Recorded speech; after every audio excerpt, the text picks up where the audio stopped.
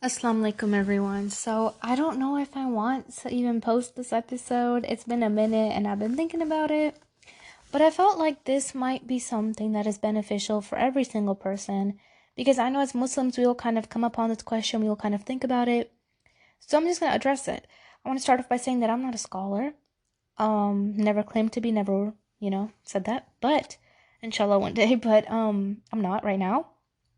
And this question is a question that I chose to answer because first of all, I want to start off by saying that I'm a 100% believer that you should question your belief in a limit. You shouldn't question, what you believe in so much that it drives you out and it drives you insane and like you can't even, get a control of yourself.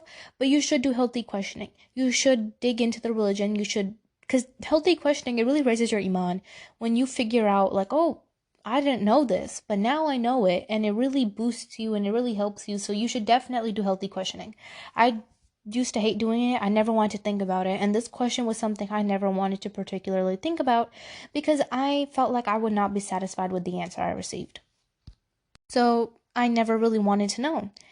However, recently I started doing a lot more healthy questioning and I asked myself like questions that I feel like, I can dig deep, find the answers through hadiths in the Quran and, do the research, and it really helps your iman. So I highly recommend doing it in a good, controlled manner. Do some research, look at your religion, look at what you believe in. Doesn't matter what religion you are. Look at what you believe in, right? Don't just do blind faith because that's what your family did and that's what, so-and-so follows. Do what, do your own end of research.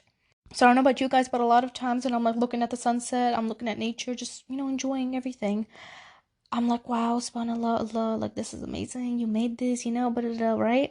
And then it kind of all goes down to like, okay, so Allah made this, Allah made me, but who made Allah? And this is something that I think a lot of people tend to wonder and they don't want to answer, they don't want to think about it, and they like to shove it inside themselves because they're very, very scared that the answer will not be pleasing or that they'll hear something that they don't like, right? So I want to answer this. Again, I'm not a scholar. I'm going to answer this to my best ability and what kind of helped me through this. So I do want to start off by saying that this concept of, questioning this, it is something that Allah has already told us about. Because in a hadith in 3102, we're told Satan will come to one of you and he will say, who created this and that? Until he says to him, who created your Lord? When it comes to this, let him seek refuge in Allah and stop such thoughts. So yes, we should always seek refuge in Allah for this. However, I do know that this is something that a lot of people question, which is why, again, I was talking about healthy questioning earlier. So I'm going to start off by giving you guys a little bit of a general answer, and then I'm going to go a lot more deeper into this. So my biggest way that I was able to answer this question, not just through research, but through my own logic, was if someone created Allah, then who created the person that created Allah? And then if someone did that, then it would be an endless cycle. Now, astaghfirullah, we don't believe in that. But it becomes an endless cycle of who created who, then who created that person, and it just goes on. And that's logically not right. All of us humans, yes, we all descend from one prophet, right? We all descend from Adam al-Islam. However, that's not the case with God. Let me tell you something just to kind of ponder upon. I know you guys hear this a lot, and I'm not trying to criticize a religion when I say this. I'm put some reasoning into this, okay? There is a reason why we worship Allah. There's a reason why we just worship a God, right? A higher power. Let's just put it that. There's a reason why you worship a higher power. Why? Because you're a human being and you are limited. And this higher power is not limited, right? So to bring God down to a level of a human being or say that someone created God in a manner is decreasing Allah's, his divineness, because now you are comparing him to us humans. And that kind of, in my opinion, garbage is the whole purpose of a higher power. Now, astaghfirullah, may Allah forgive me, but my whole point in here is saying that if Allah was a human being, which he's not, again, but if let's just say if God was a human being, that wouldn't make sense, because then why should we worship to another human being? This human being will be doing the same things that we do. He'll be eating, he'll be using the bathroom. He won't be sufficient on his own, and that's the thing. Us human beings are not sufficient on our own. We need things to survive. We need things to be alive. And if we are worshiping a higher power, that higher power should not be needing these same sufficiencies. Because in a matter of comparison, we're very, very weak compared to God, right? Because God doesn't need anything. He doesn't need food. He doesn't need shelter. He doesn't need any of these things. We need those things. So when you bring God down to a level of comparison to a human being, you are ultimately belittling God's worth. Not to mention this whole concept of time and, the birth and this and that. This is something that was created on this earth, right? So Allah himself is timeless. Allah was never born, Allah will never die, Allah is forever, right? Unlike us human beings, like I said earlier. There is actually a scholar who made a comment on this saying, "It is known by necessity and human nature for all who have sound nature among the children of Adam that the question is invalid. It is not possible for the creator of the creation to have a creator. If he had a creator, he would be creator himself and would not be the creator of everything." Get my point? I don't know if that made sense to some people, but just stick with me here. It's kind of like saying to somebody, "Hey, what does the color blue taste like?" Well, the color of blue does not have a property of taste, right? So this is kind of like that same concept. Now look, we know that every single thing in this earth, right, has a purpose and has an explanation. It has a reason, right? So there's a sufficient reason to explain any occurrence on this earth. We know why, the seasons change. We know why something happens. So it's impossible that universe came to existence without any reason, agent, or cause. There's actually a verse in 52:35 in the Quran that says, "Were they created by nothing, or were they the creators themselves? Or did they create the heavens and the earth? Rather, they are not certain." And this, within itself, honestly, I feel like is really strong proof that we cannot reasonably claim that we saw the earth being made, that we saw ourselves being made, that we saw any of this happen. We don't know.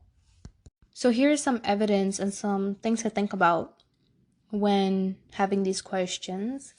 So I want to start off by saying, so the universe, it has to have a creator because it's impossible for the universe to have created itself or to be created by nothing.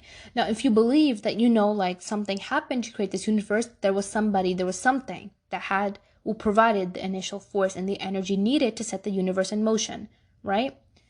Now, we're told by Newton's first law of motion that tells us that the bodies at rest will stay at rest unless a force acts upon them. Therefore, the initiation of the universe required force and energy to originally set it into motion.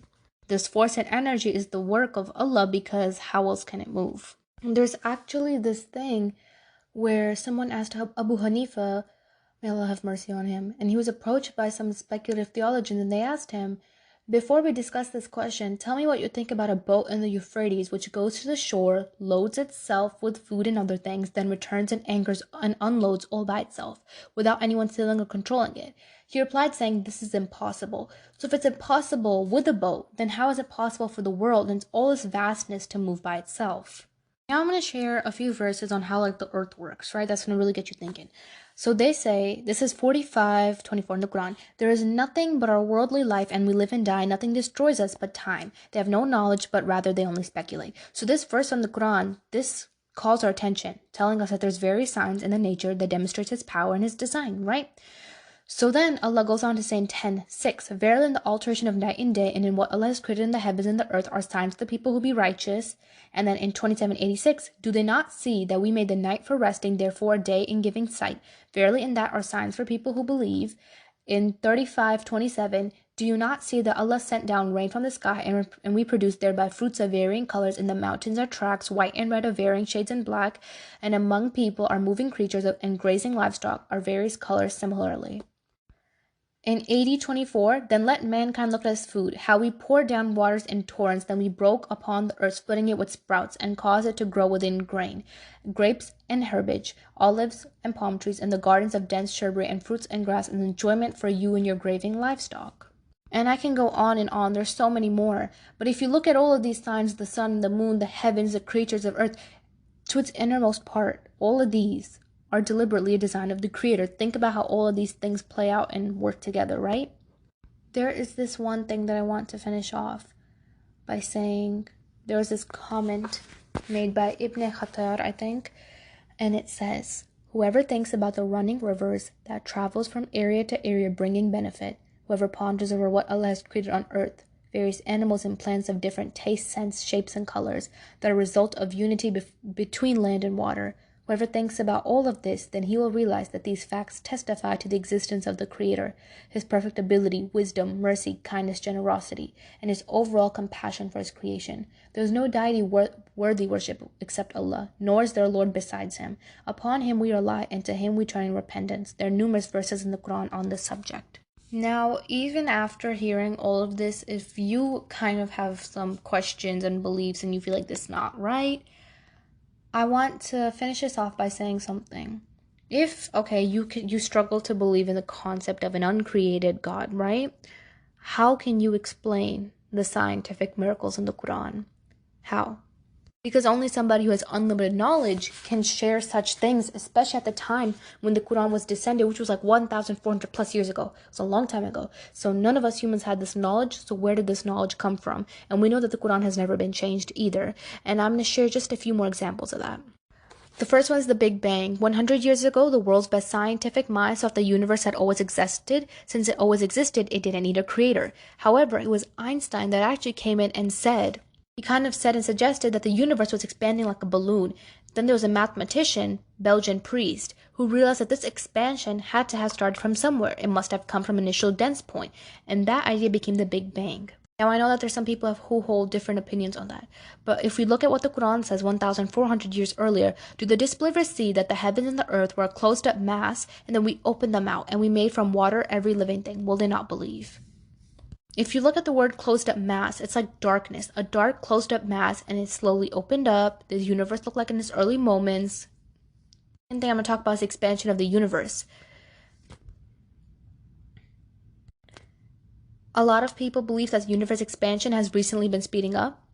And this what that some people like to call it dark energy, right? But in the Quran we're told, and we have built the heaven with might, and we continue to expand it indeed. Again, written 1,400 years ago. There's also a discussion of the end of the universe. Remember the day when we shall roll up the heavens like the rolling up of a written scrolls by a scribe. As we begin the first creation, so shall we repeat it. A promise binding upon us, we shall certainly perform it. This was written in the Quran in 21,105. Not to mention, if you kind of look into it, there's a lot of big things about the biology, the embryology in the Quran that was shared, and I'm going to finish it off on 23:13-15, the Quran, where it says, "Verily we created man from an extract of clay, then we placed him as a drop of sperm in a safe depository. Then we fashioned the sperm into a clot, then we fashioned the clot into a shapeless lump. Then we fashioned bones out of the shapeless lump, and then we created the bones with flesh. Then we developed it into another creation, so blessed be Allah, the best of creators." Think about that. Think about that. That's literally how us humans develop. And if there's no God, right, then how did this get into a book 1,400 years ago? I know that this was a little bit longer than usual, and I'm not going to lie, recording all this had my brain exhausted, so I'm going to cut it short here. But definitely think about this, and I want to finish off on one big thing, okay? One last thing. If there is no such thing as religion, and you go to your grave, you've lost nothing. If there is such thing as a religion, and you chose to disbelieve on this earth, you've lost everything. Think about that. Anyway, have a great day, everyone.